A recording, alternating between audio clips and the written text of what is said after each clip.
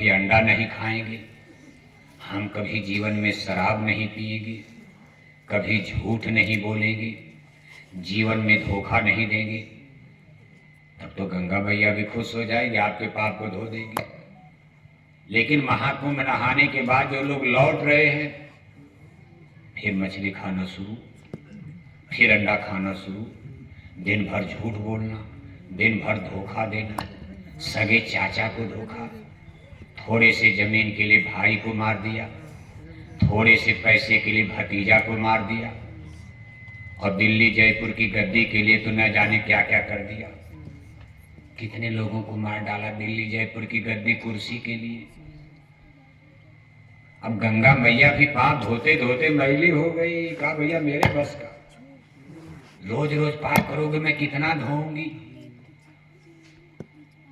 Doctor लोग बता रहे हैं कि गंगा में प्रदूषण फैल गया है। गंगा का पानी पीने को कौन कहे, नहाने लायक भी नहीं रह गया। इतने लोग पाप धोआए कि गंगा के पानी में जहर पैदा हो रहा है। तमाम शहरों के मल मूत्र टट्टी पेशाब उसी में बहाए जा रहे। आप धोने का कोई और तरीका निकाला। पहले गंगा मैया कितना बोझा उठाएंगी बताओ। अभी मुसलमानों का तो हिंदुओं का धोया जा रहा है। मुसलमानों का कैसे साफ होगा, पंजाब के सिखों का कैसे साफ होगा, ईसाई धर्म के लोगों का पाप कैसे साफ होगा। अभी हिंदुओं का पाप धोने में ही गंगा मैली होने लगी है। उनमें प्रदूषण फैल रहा है, जहर फैल रहा है। कहने का कुल मतलब यह है कि आदमी धर्म के सही रूप को समझ नहीं पा रहा। आज देखो रविदास जी के पास जब राजा पीपा, आपके राजस्थान के ही राजा पीपा जब वहां पहुंचे, काशी नहाने वो भी गए थे, इसी तरह सोचे थे वहां नहाने से पाप धुल जाएगा। उनको यही बताया गया था कि गंगा तो बड़ी लंबी चौड़ी है। हिमालय से निकलकर गंगा सागर कलकत्ता बंगाल में जाकर बंगाल की खाड़ी में गंगा मिलती है। तो गंगा का पानी तो हर जगह है, लेकिन बताया गया कि जो काशी में नहाएगा गंगा के पानी में उसको मुक्ति मिल जाएगी। यही बात सुनकर के राजा पीपा भी पहुंचे, अपने लाव लश्कर को लेकर पहुंचे थे। लेकिन राजा धर्मात्मा किस्म के थे। वो सत्संग उत्संग साधु संतों का दर्शन की बड़ी उनकी इच्छा रहती थी। उन्होंने मैं काशी नगरी में चर्चा किया, लोगों से पूछा कि हम राजस्थान से आए हैं, चेहरा महाराज सकल सूरत पहनावा पोशाक तो राजा का था ही, पहचानने में तो राजा को देर नहीं लगती थी, जनता भाई कोई राजा है। बस इतने लोग पूछते थे भाई ये कहाँ के राजा हैं। उनके साथ मलट्टी है, हाथी घोड़ा सब था। लोगों ने कहा ये महाराज राजस्थान से आए हुए हैं।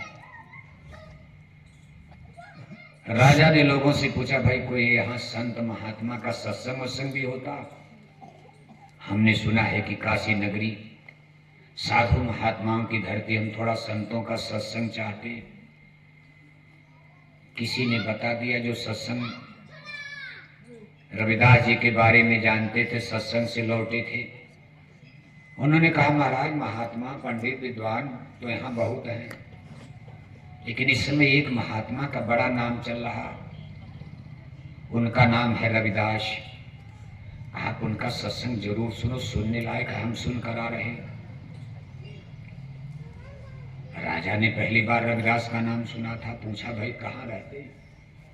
कहा दूर गांव में, छोटी सी झोपड़ी है, बड़े गरीब आदमी, छोटी जाति के हैं। लेकिन महाराज ज्ञान उनका बड़ा ऊंचा है। जाति तो छोटी है, गरीब है, झोपड़ी में घर अच्छा नहीं है, लेकिन ज्ञान बहुत श्रेष्ठ है, सुपर है। राजा ने तुरंत परिचय लिया, कहा भाई जात के, लेकिन महाराज जात के चमार है, चमड़े का काम होता उनके घर में, पेशा ही जूता चप्पल बनता। अब राजा के सामने समस्या आ गई। छुआछूत तब बहुत था समाज में, आज भी है। आज के 500 वर्ष पहले तो बहुत छुआछूत। राजा ने कहा भाई चमार के यहाँ जाना है, राजा बनकर जाऊंगा, लोग कहेंगे चमार का पैर छू रहे हैं, प्रसाद ले रहे चमार के घर का।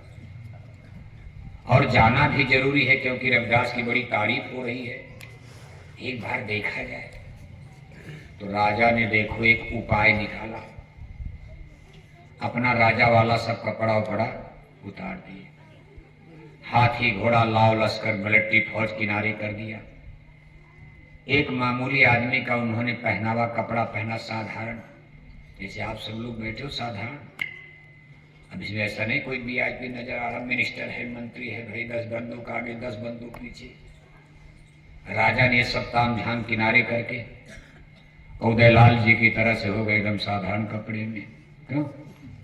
धोती कुर्ता राजस्थानी पहन लिया, पगड़ी, ये तो पता चला राजस्थानी, कुछ जैसे किसान लगता है। और कहा अंधेरे में चलूंगा, रात में चलूंगा। कोई अगर मान लो पहचान भी ले तो जाने, क्योंकि उनके अपने बलट्टी फौज से भी डर लगता था, उनके जो साथ गए थे। लोग कहेंगे राजा ने चमार के यहाँ राजा गए प्रसाद ले लिए, इन्हें अपने लोग भी न जान पाए जो मेरे साथ हैं। राजा ने कहा भाई ठीक है, और चुपचाप अंधेरे में बिना किसी को बताए अपने डेरे से निकल गए। चले जा रहे, पूछते पूछते पूछते जब रविदास के गांव में पहुंचे, बगल में लोगों से पूछा, बगल वालों से, भाई रविदास जी का घर किधर? लोगों ने कहा महाराज बिल्कुल आ गए, यही बगल में उनकी झोपड़ी है। कहा महाराज रविदास जी वहां बैठे, रोज तो चले जाते थे, दुकान उकान बंद करके दिन डूबने के पहले ही घर चले जाते थे, लेकिन आज न जाने रविदास जी क्यों इतनी रात तक बैठे हैं। अब देखो संत तो अंतर्जामी होते, उनको पता चल गया राजा आ रहा। महात्माओं को कोई बताना नहीं है, रविदास को पता चल गया कि मेरे यहाँ राजा आ रहा है। आज राजा के इंतजारी में दिया जला दिया। रोज दिन डूबने के पहले घर में जाकर के पूजा पाठ करते थे, आज अपने दुकान में ही बैठकर दिया जला करके इंतजार किसी का। महाराज न जाने किसका इंतजार कर रहे हैं।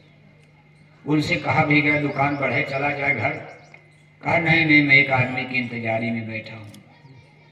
और तब तक राजा साहब पहुंच गए, प्रणाम किया, चरण तो नहीं छुआ। एक राजा इतनी जल्दी साधु बन जाएंगे? अहंकार होता, घमंड होता है। थोड़ी मोड़ी जमीन जायदाद पैसे का, बेटा बेटी का आदमी को घमंड होता।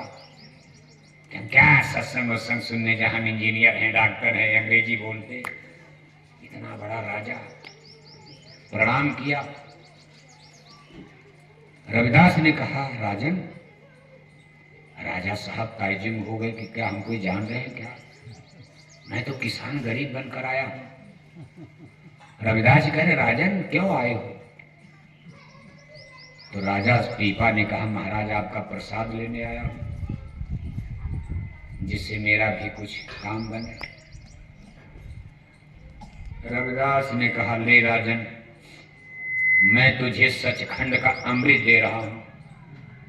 सचखंड का, सचखंड माने अमर देश, सतलोक, जहां की सूरत यानी आत्मा है, जहां परम पिता परमेश्वर रहते, वहां का अमृत। राजा बड़े खुश हो गए, भाई अमर देश का अमृत मिल जाएगा तो जन्म मरण हम अमर हो जाएंगे, हमारी आत्मा जन्म मरण से छुटकारा मिल जाएगा। अब रविदास जी ने क्या खेल किया, उसी चमड़े की दोनी बना दिया। जिस चमड़े से जूता चप्पल, उसी का दोना बनाया, और जिस कठौत में चमड़ा भिगोते थे वही सड़ा गला काला पानी उसी चमड़े में डाल करके ऐसे दोनी भर के निकाला। कहा ले राजन, ये सचखंड का अमृत है, पी ले, तू अमर हो जाएगा, तेरा लोक और परलोक दोनों बन जाएगा, जन्म मरण छूट जाएगा, मुक्ति मोक्ष आज मिल जाएगा बिना पूजा पाठ किए। इतनी बड़ी महिमा संतों की होती, जब चाहे पार करते। लेकिन राजा तो राजा, मन में शंका आ गई। कहा एक तो जाट के चमार, दूसरे चमड़े का पानी, चमड़े का प्रसाद बनता है। बताओ आप, चमड़े के पानी का कहीं प्रसाद होता है? अरे फल फूल देते, मिठाई देते, दूध दही मक्खन देते, कुछ नहीं तो गेहूं के आटे को ही दे देते थोड़ा सा, तो हम चीनी बतासा ले लेते। ये चमड़े के पानी का क्या प्रसाद? राजा के मन में शंका। कहा मैं गलत जगह आ गया। राजा सोचने लगे कि गलत जगह आ गया मैं। और रविदास जी तो परीक्षा ले रहे थे, देखो इसके अंदर सही भाव है कि नकली आया है, ढोंग करने आया। अंधेरा था, राजा ने प्रसाद तो इनकार तो नहीं कि पकड़ लिया, और ऐसे मुंह के पास ले जाकर चमड़ा टेढ़ा कर दिया दोनों को। और पानी जो है उनके देखो आस्तीन में, ये आस्तीन यानी कुर्ता की बाह में पानी नीचे गिर गया।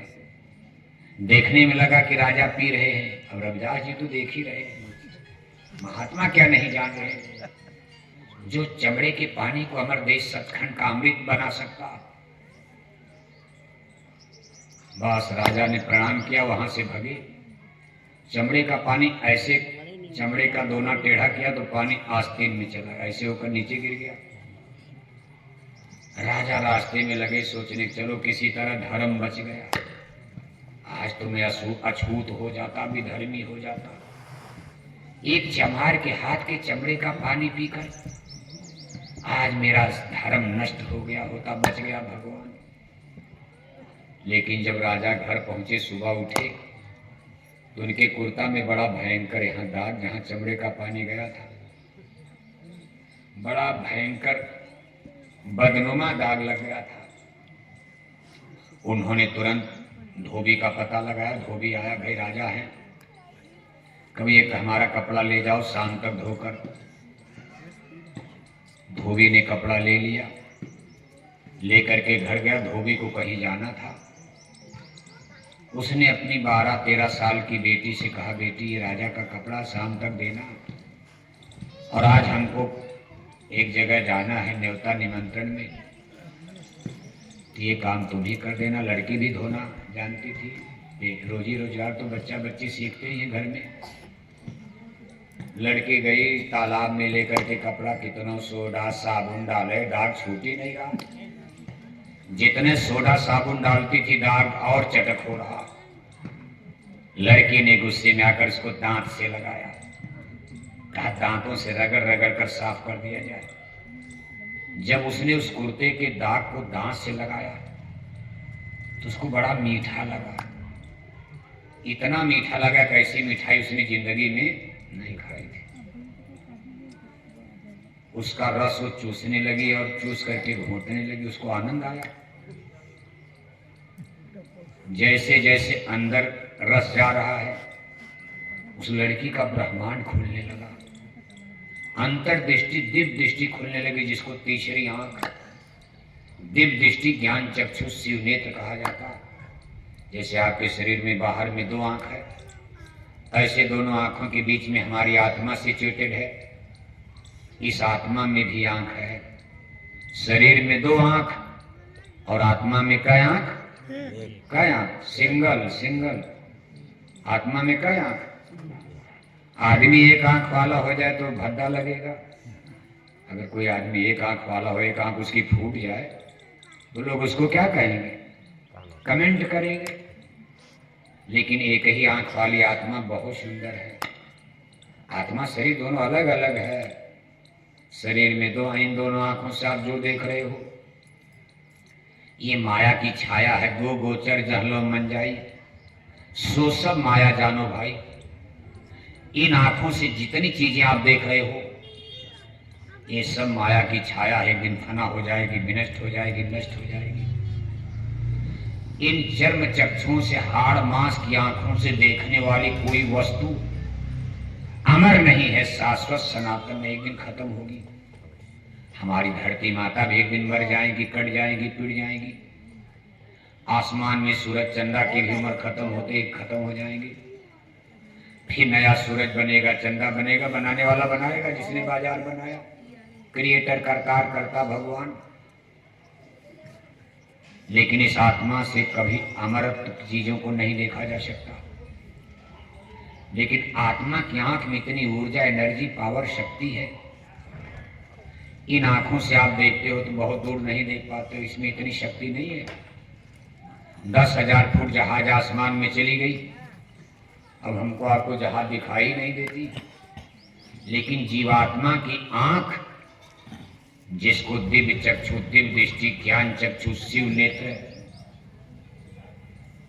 इसमें इतनी बड़ी ऊर्जा, एनर्जी, पावर, शक्ति है कि इस पूरे ब्रह्मांड को आप यहीं से बैठ करके अरबों खरबों किलोमीटर दूर स्वर्ग, वैकुंठ, देवी देवता, ईश्वर, भगवान, ब्रह्म, पार ब्रह्म, इस आत्मा की आंख से यहाँ ऋषि मुनि साधु संत यहीं से देखते।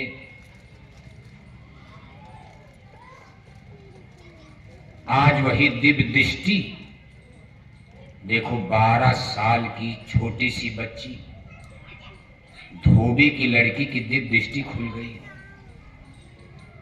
और वो स्वर्ग वैकुंठ देखने लगी, जिसके लिए ऋषि मुनि हजार हजार वर्ष हड्डी गलाए। आप त्रेता द्वापर में ऋषि मुनियों का नाम सुनते हो, 2-2 हजार 5-5 हजार वर्ष हड्डी गला दिया, फिर भी माया ने प्रतिरोध पैदा कर दिया, उनको पतित बना दिया, गड्ढे में डाल दिया, नहीं निकलने दिया। लेकिन संतों की ताकत देखो, उनका दिया हुआ प्रसाद राजा ने ठुकरा दिया, धोबी की लड़की के भाग्य में चला गया और उसकी दिव्य दृष्टि खुल गई, लगी भूत भविष्य वर्तमान भाषण देने। जब शाम को धोबी घर आया, राजा साहब का कपड़ा तो पहुंचा दिया, साफ हो गया कपड़ा। जब चूसा, दाग को दांत से चूसा तो उसका रस तो चला गया अंदर और कपड़े का दाग तब छूट गया, साबुन सोडा से नहीं छूटा। कपड़ा राजा साहब के पास पहुंच गया। इधर जब धोबी घर आया तो लड़की भाषण दे रही है, जैसे व्यास लोग कथा सुनाते, प्रवचन करते। धोबी को लगा कोई भूत तो नहीं पकड़ लिया। लड़की तो काखा गागा भी नहीं जानती, गूंगी, बोलती नहीं। मेरे सामने लड़की की हिम्मत नहीं कि कभी बोल दे। आज लड़की हमको ज्ञान कब की बात सुना रही है। तो धोबी ने सोखा, ओझा, जंतर मंतर, जादू टोना वालों से घूमना शुरू किया। महाराज देखो, हमारी बेटी को क्या हो गया, दोपहर में कपड़ा धोने जंगल में गई थी, तालाब में। कोई भूत प्रेत तो नहीं लग गया है, पागल हो गई है, बोल रही है। ये न जाने क्या क्या बोलती, हमारी समझे में नहीं आता, क्या स्वर्ग नरक करती रहती है। तो किसी विद्वान ने बता कि ना ना, अरे धोबी भाई, आपकी बेटी पागल नहीं हुई है।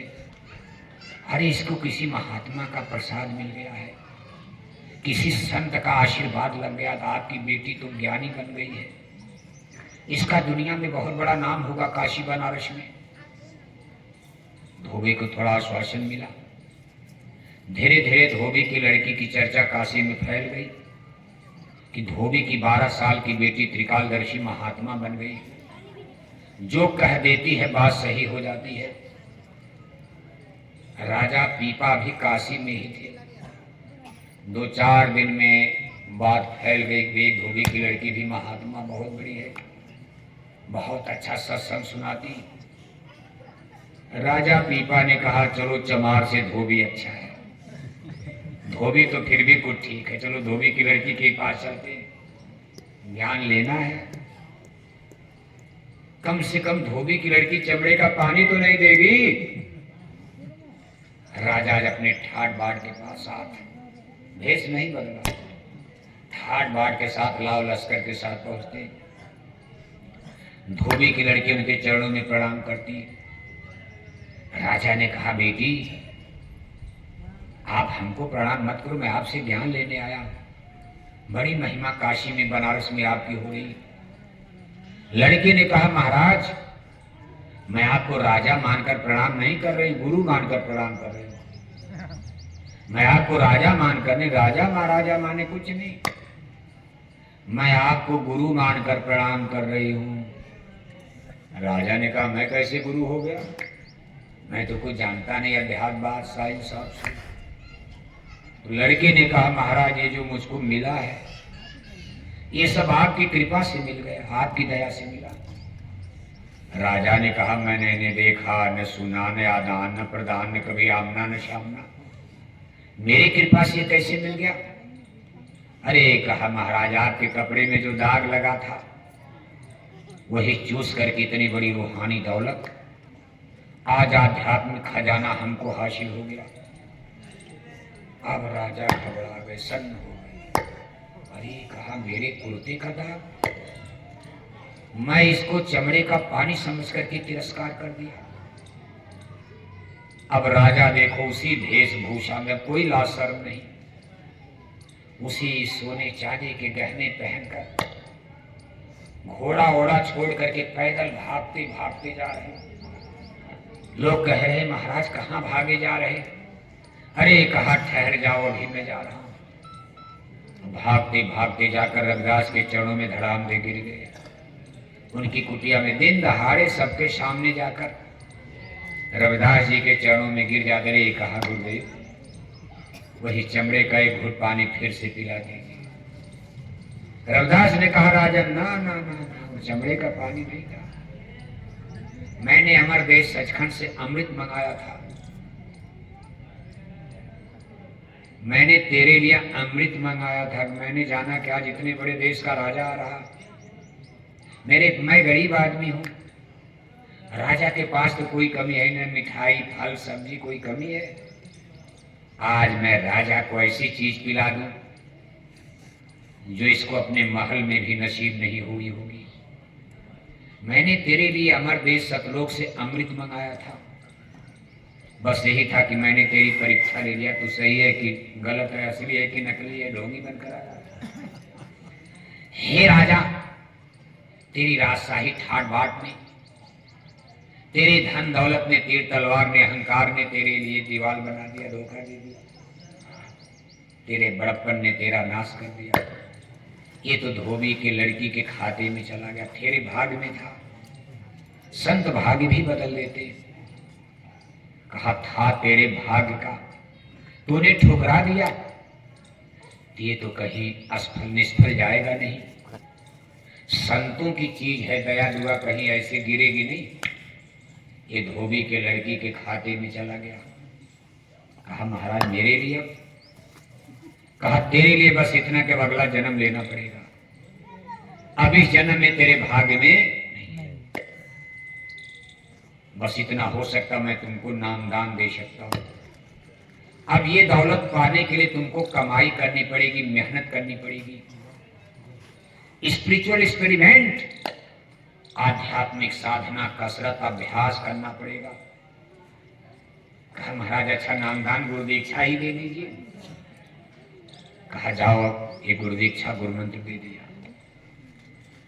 रविदास जी ने राजा पीपा को गुरु दीक्षा गुरु मंत्र नाम कमाई शब्द कमाई का मार्ग दे दिया।